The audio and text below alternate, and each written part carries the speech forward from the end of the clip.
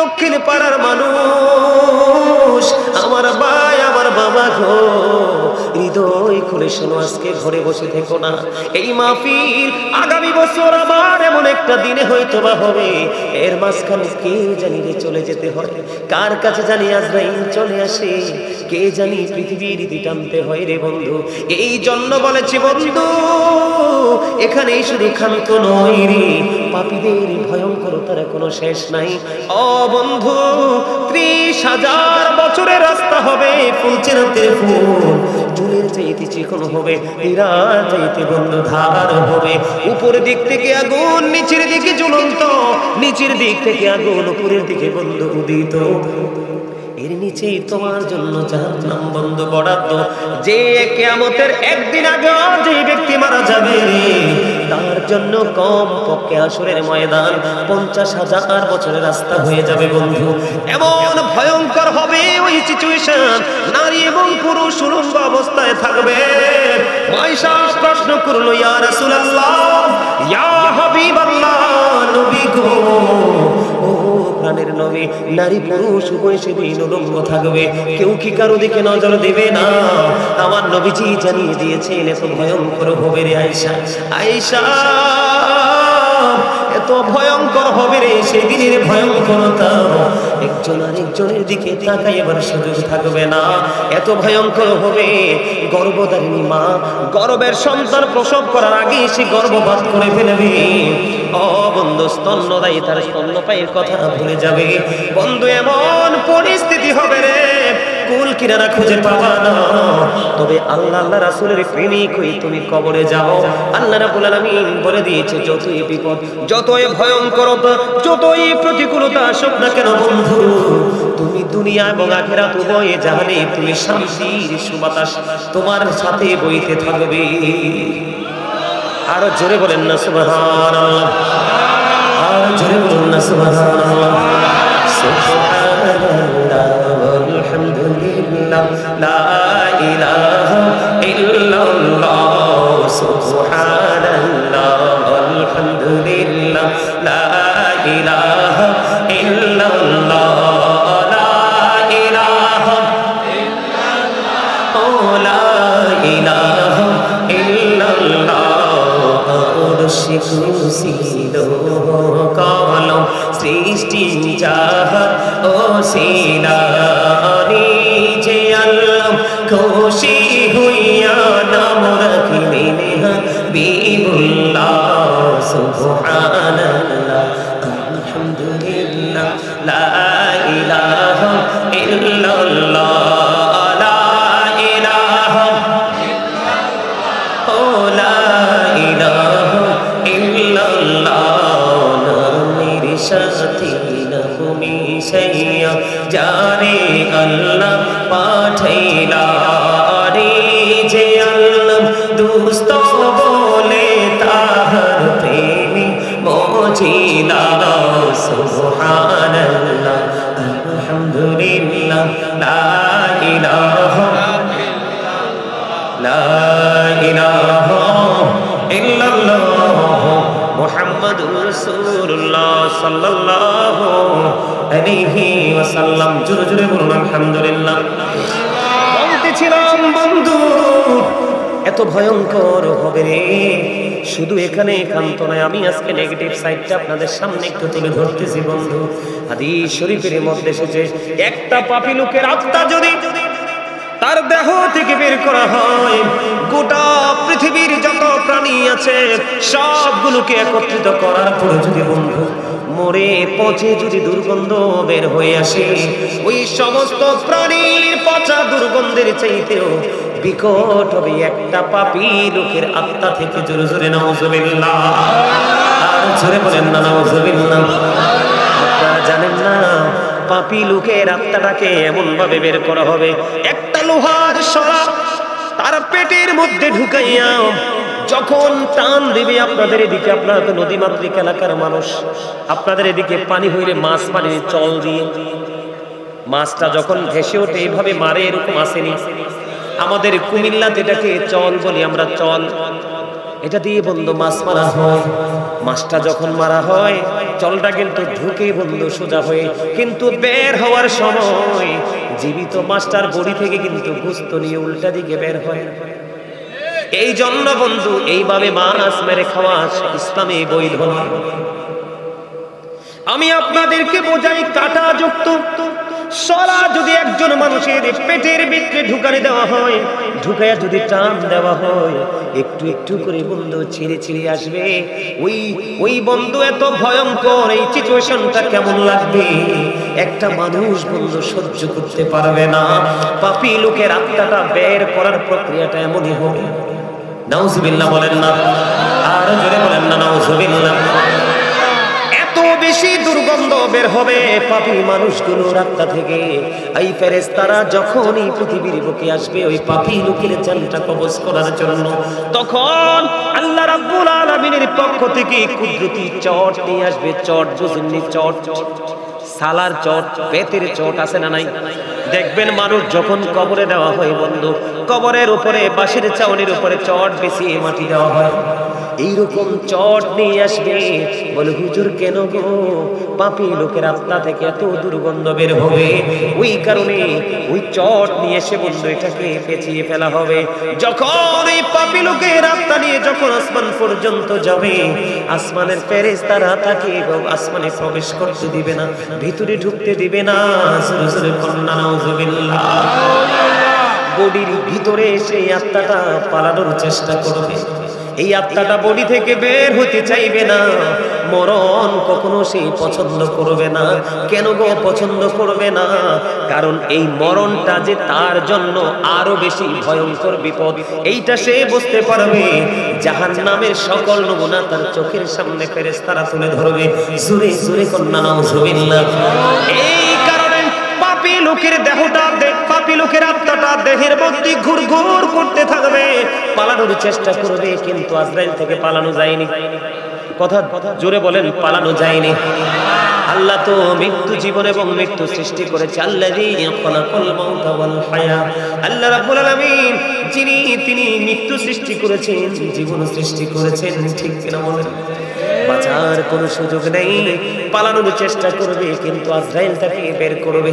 আজরাইল বের করে বন্ধু নিবে রে, নিতে দেরি এখান থেকে গোসল করে তাকে কবরে নেওয়া হবে। কবরে নেওয়ার পরে আমি আপনাদেরকে বলি, পাপী লোক বলতে একটা হলো মুমিন, আরেকটা হলো কাফের। কথা বুঝবেন? কয়টা? আর একটা দল আছে আপনার আমার মাঝে, সমাজের মধ্যে, দেশের মধ্যে, পৃথিবীর মধ্যে আরেকটা আছে, সেটার নাম হলো বন্ধু মুনাফিক। আছে না নাই? আল্লাহ রাব্বুল আলামিন পবিত্র কালামে হাকিম স্পষ্ট করে বলে দিয়েছে, উইদ্দাত লিল কাফিরিন। কাফিরদের জন্য আল্লাহ জাহান্নাম বরাদ্দ করেছে। উইদ্দাত লিল মুত্তাকিন, মুত্তাকিনদের জন্য আল্লাহ রাব্বুল আলামিন জান্নাত বরাদ্দ করে দিয়েছে। আরেকটা হলো মাঝখানে বন্ধু মুনাফিক। মুমিন আল্লাহর প্রিয়, বেঈমান কাফির চিহ্নিত, কিন্তু মুনাফিক কখনো চিহ্নিত করা যায় না। আপনার কাছেও এক, আমার কাছেও এক, সবার কাছেই এক। ঠিক কিনা বলেন? বন্ধুরে আমার, সবচেয়ে বড় হলো মুনাফিক। আল্লাহ রাব্বুল আলামিন বলেছেন, ইন্নাল মুনাফিকিনা ফিদ দারকিল আসফালি মিনান নার। আল্লাহ রাব্বুল আলামিন বলেছেন, the hypocrites will be in the lowest place of hell। মুনাফিকরা জাহান্নামের একেবারে সর্বনিম্ন স্তরে থাকবে।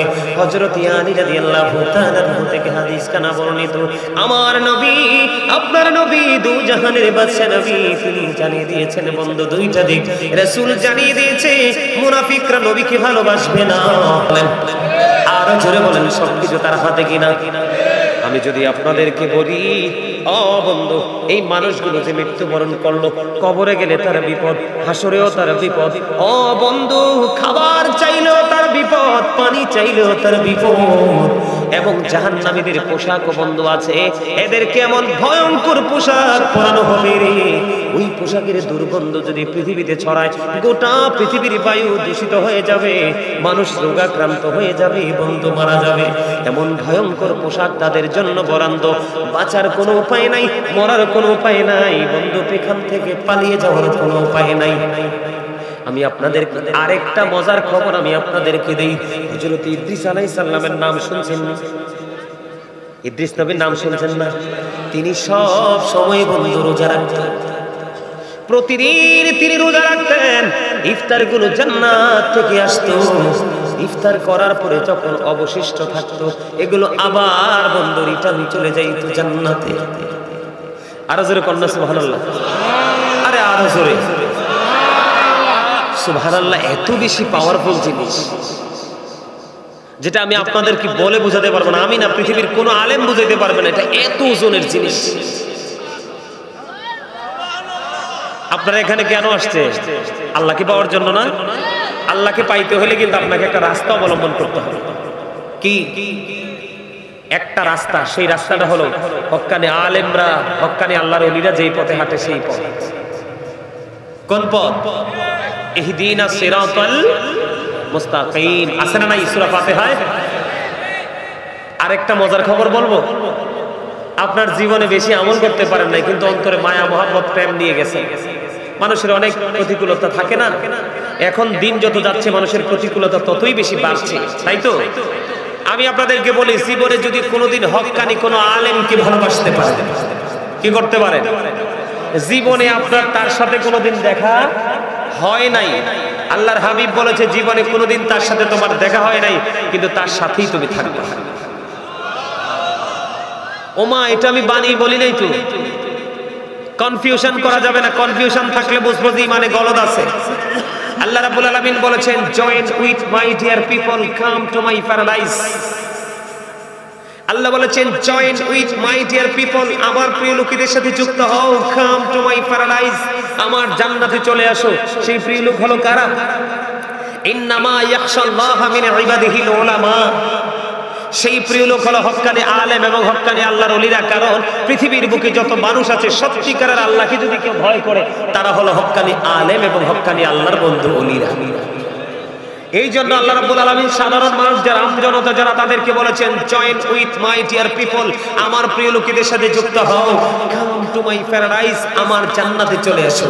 জোরে জোরে বলেন না সুবহানাল্লাহ। ফাদখুলি ফি ইবাদি ওয়াদখুলি জান্নাতি। আসেনি? শুনছেন নি আয়াত? তাহলে অস্বীকার করার সুযোগ আছে?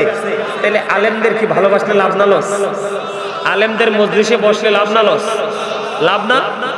আরো বেশি লাভ হলো ওই যে বললাম, আরো বেশি লাভ হলো ওই যে সুবহানাল্লাহ বলা। কি বলা? বেশি বেশি বলবেন। আমি কি সারা রাত থাকবো? আমি কিছুক্ষণ পরেই তো চলে যাব। এই আশা এবং যাওয়া মাঝখানের সময়টা যেন আপনার আমার জন্য কাল হাসরের ময়দানে নাজাতের জরিয়া হয়ে যায়। জোরে বলেন আমিন, সুম্মা আমিন। বন্ধুরে আমার, গভীর খেয়াল করবেন, আমি একটা একটা করে পয়েন্ট ছোট্ট ছোট্ট করে আপনাদের সামনে তুলে ধরছি।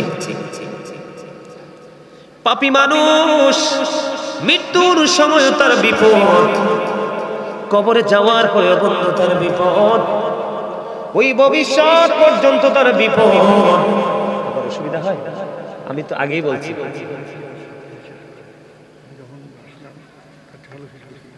আমি জিকির গেছি, আপনি যখন হাত কাঁপতেছে আমি এখানে বসে বসে আল্লাহকে বলছি, আল্লাহ এই মানুষটাকে একটু সুস্থ করে দাও, যেন বসে বসে একটা আলোচনা শুনতে পারে। আমি এখানে বসে বসে আল্লাহর কাছে, দেখছেন না উনি যখন মাইকটা হাতে নিয়েছে, আমার ওনাকে দেখে অনেক করুণা হয়েছে, অনেক মায়া হয়েছে।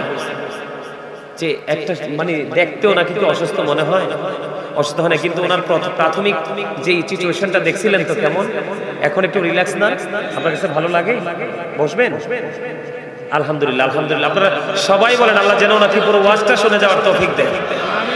আমি জিকির করছি আর মন থেকে আল্লাহর কাছে একটা ছোট্ট একখানা দরখাস্ত লিখে দিয়েছি, মালিক এত দূর থেকে আসছি, ভালোবেসে এসেছি কাছে, একটু আলোচনা শুনতে সুযোগ দাও।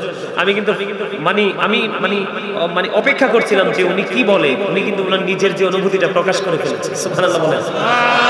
আরে জোরে ওয়া মাকারু ওয়া মাকারাল্লাহু আল্লাহু খায়রুল মাকিরিন। শ্রেষ্ঠ কৌশলের মালিক কে? আল্লাহ যখন বলে কুন ফায়াকুন, সঙ্গে সঙ্গে হয়ে যায়। সুবহানাল্লাহ বলেন। আর জোরে, আর জোরে, আর মহব্বতে।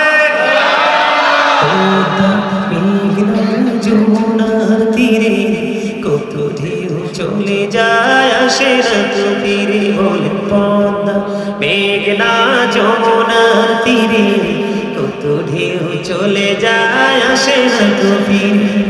আমিও চলে যাব এমনি করে, আসবো না কবু ফিরে। বলে পদ্মা মেঘনা যমুনার তীরে কত ঢেউ চলে যায় আসে না তো ফিরে। আপনারা তো পদ্মা নদীর তীরেই তো আছে, বেশি দূরে না তো, আসে না, যেটা চলে যায় সেটা কি আর আসে? ঠিক আপনার আমার জীবনের পানির ঢেউয়ের মতো, একবার চলে গেলে আর ফিরে আসবো? যা বাজার করার ওই ঢেউ আসার আগেই করে ফেলতে হবে। আসলে পরে আপনার সেই বাজার করার কোনো সুযোগ আছে? যখন তোমার কেউ ছিল না তখন ছিলাম আমি, এখন তোমার সব হয়েছে, পর হয়েছি আমি। যখন তোমার কেউ রবে না, রব শুধু আমি। আমার কাছে আসতে হবে মনে রেখো তুমি। তোরা চাস না কিছু, তোরা চাস না কিছু কারো কাছে খোলার মদত ছাড়া, অন্যের উপর ভরসা ছেড়ে নিজের পায়ে দাঁড়া। বুঝেন নাই কিছু? বুঝেন নাই? আপনি চলে যাওয়ার পর আপনার জন্য কেউ হাদিয়া পাঠাবে না, উপঢৌকন পাঠাবে না, আপনার কবরে জিয়ারত করবে না, আপনার জন্য দোয়ার আয়োজন করবে না। এখন যে অবস্থা শুরু হচ্ছে বাংলাদেশে, গোটা পৃথিবীতে বলবে বেদাত, দোয়ার দরকার নাই। আছে না নাই? হচ্ছে কি হচ্ছে না? অথচ নবীজি জিয়ারত করেছে। এখন আমরা মৌলবীরা বলি জিয়ারত কি বেদাত। কথা বলেন না কেন? এগুলো করবে। এই জন্য আমি বলেছি অন্যের উপর ভরসা ছেড়ে নিজের পায়ে দাঁড়া। আপনি কারো উপর ডিপেন্ড হওয়ার দরকার নাই। আপনি নিজের আমল নিজে করে কবরে যান, কারো দরকার হবে না। তার কারণ আল্লাহ রাব্বুল আলামিন এটা নিশ্চিত করেছে। কোরআন শরীফের 19 পারা সূরা শুআরার 88 এবং 89 নম্বর আয়াতে আল্লাহ স্পষ্ট করে বলে দিয়েছে, ইয়াউমা লা ইয়ানফাউ মালু ওয়ালা বানুন ইল্লা মান আতাল্লাহু বিকলবিন সালিম। ওমা আল্লাহু আকবার কন্যা কিনলে, আরে বনু বড় ঘড়ি কোনা আল্লাহু আকবার, এটাও জিকির। এই মিয়া কোন দিকে ওয়াজ করব? আপনারা তো সব দিকে দেখতেছি ধীরে ধীরে উইক হয়ে পড়তেছেন। জবানটাকে স্ট্রং রাখতে হবে। আল্লাহ রাব্বুল আলামিন বলেছেন, remember me then I will remember you. আল্লাহ রাব্বুল আলামিন বলতেছেন, remember me then I will remember you. আল্লাহ রাব্বুল আলামিন বলতেছে, ফাযকুরুনি আযকুরুকুম। আল্লাহ বলেছেন, তোমরা আমাকে স্মরণ করো, আমি তোমাদেরকে স্মরণ করব। এটা কোরআনের ভাষা।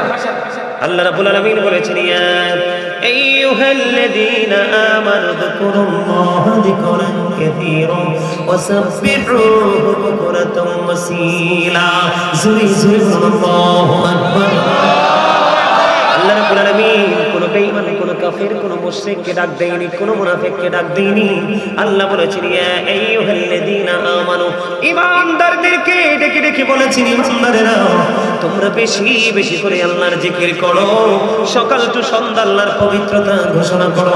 আল্লাহর কোরআনের বাণী হলো এটা। আর আল্লাহর হাবিব সরকারে মদিনা ইমামুল মুরসালিন তিনি বলেছে, বান্দা আমার উম্মত তোমরা শোনো গো, তোমরা যখন জিকির করো এমন ভাবে জিকির করবা, তোমাদের জিকির করা দেখলে যেন মানুষ তোমাদেরকে পাগল বলে।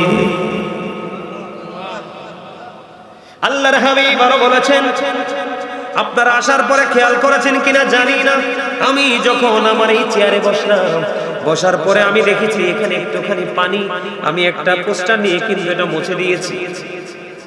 মানে পানি, এই মুহূর্তে পানি পরিষ্কার করার জন্য আমার কাছে দুইটা অপশন, একটা হলো টিস্যু আর একটা হলো পেপার। আমি পেপারটা বেছে নিয়ে পানিটা কি করে দিলাম, ক্লিন করে দিলাম, পরিষ্কার করে দিলাম। বন্ধু, এটা বলার কারণ হলো গো, প্রত্যেকটা জিনিসকে পরিষ্কার করার যেমনি উপকরণ আছে, তেমনি মানুষের মনের ঘর, মানুষের হৃদয়ের ঘর, ওই যে বলেছি যেটাকে ইংলিশে বলা হয় সোল, বাংলাতে বলা হয় আত্মা, আরবিতে বলা হয় রূহ। এই যে রুহানির জগৎ, এই জগৎটাকে ক্লিন করার জন্য বন্ধু একটা উপকরণ আছে, সেটা হলো মাওলার জিকির। আল্লাহ রাব্বুল আলামিন আল্লাহর হাবিব জানিয়ে দিয়েছে, বেশি বেশি করে মাওলার জিকির করো, তোমার মনের ঘর পুরো পরিষ্কার হয়ে যাবে। আল্লাহর হাবিব আরো বলেছে, জিকির দুই ভাবে করা যায়। কয় ভাবে? দুই ভাবে করা যায়। একটা হলো জবান আর একটা হলো অন্তর। তবে জবান এবং অন্তর দুটো মিলিয়ে যে জিকির করা হয়, ওই জিকির হলো আল্লাহর কাছে সবচেয়ে বড় জিকির। সুবহানাল্লাহ। ও দক্ষিণ রাশির মানুষ, আমার ভাই আমার বাবা গো, কেমন করে তোমরা ঘরে বসে আছো এখন? তোমরা তো জানো না আজকে যে জান্নাতের বাগানে কি খেলা হচ্ছে, আজকের এই চারপাশে রহমতের ফেরেশতারা বেষ্টনী দিয়ে ফেলেছে। আল্লাহ রাব্বুল আলামিন ডেকে ডেকে জিজ্ঞেস করে, ফেরেশতারা রে, আসমান ছেড়ে কেন তোমরা জমিনে চলে গেলা? ফেরেশতারা ডেকে ডেকে বলে, আল্লাহ তোমার বান্দাগুলো এত প্রাণ উজাড় করে তোমার জিকির করছে গো, তাদেরকে অভিনন্দন জানানোর জন্য আসমান ছেড়ে জমিনে চলে এসেছি। আল্লাহ রাব্বুল আলামিন তখন আমাদেরকে নিয়ে অহংকার করতে থাকে, বান্দাগুলো ডেকে নিয়ে বলল, আল্লাহ রাব্বুল আলামিন খুশি হয়। আমাদেরকে যখন সৃষ্টি করার প্রস্তাব আল্লাহ দিয়েছিলেন, আল্লাহ রাব্বুল আলামিন বলেছিলেন, ইন্নী জাইলুন ফিল আরদি খলিফা, আমাদেরকে সৃষ্টি করার প্রস্তাব যখন দিয়েছিলেন, ফেরেশতারা না করেছে, তারা আপনার গোলামি করবেন, আমার হানাহানি করবে। আল্লাহ রাব্বুল আলামিন বলেছিলেন, ইন্নী আ'লামু মা লা তা'লামুন, আমি যা জানি তোমরা তা জানো না। যখন বান্দা জিকির করতে থাকে, ফেরেশতারা বান্দাকে অভিনন্দন জানানোর জন্য জমিন পর্যন্ত চলে আসে, আর আমার আল্লাহ তখনই বলতে থাকে, আমি বলেছিলাম আমি যা জানি তোমরা তা জানো না। তার মানে আমার সকল বান্দা নাফরমানি করবে না।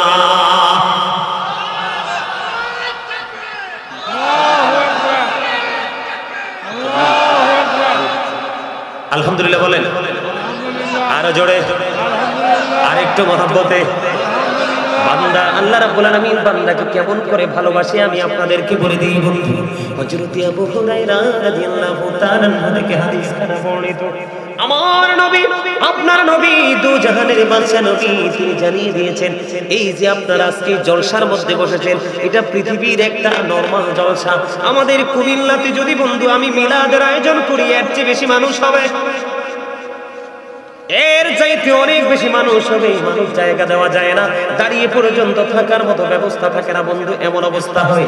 যাক, আমি মন খারাপ করছি না, যদি আপনারা যারা আছেন তারাই যদি মন দিয়ে শোনেন, আমি আপনাদেরকে বলি, আল্লাহর হাবিবকে আল্লাহ রাব্বুল আলামিন বলতেছে, হাবিব আপনি আমার বান্দাগুলোকে জানিয়ে দেন, ও হাবিব আপনি আমার বান্দাগুলোকে আপনি জানিয়ে দেন, কেউ যদি পৃথিবীর কোনো জলসায় বসে বসে আমি আল্লাহর জিকির করে, আমি তার চাইতে উত্তম জলসায় আমি তার জিকির করি। আপনাকে এখন যদি কেউ প্রশ্ন করে বলে, হুজুর আপনাকে যদি এখন কেউ প্রশ্ন করে, আবার আপনারা যদি আমাকে এখন প্রশ্ন করেন, বলে হুজুর আপনি বলেন তো, আপনি তো আল্লাহর কোনো গান গাচ্ছেন, আল্লাহর হুকুম আমাদের সামনে তুলে ধরতেছেন, আপনি আমাকে যদি প্রশ্ন করেন যে হুজুর আল্লাহ রাব্বুল আলামিন এখন কি করে গো, আমি আপনাকে একবারে কনফিডেন্স নিয়ে আমি আপনাকে অ্যানসার দিতে পারবো, আল্লাহ রাব্বুল আলামিন এখন আমার জিকির করে। কারণ আল্লাহ নিজেই বন্ধু শর্ত দিয়ে দিয়েছে, তুমি যদি আমারে ডাকো আমি তোমারে ডাকবো।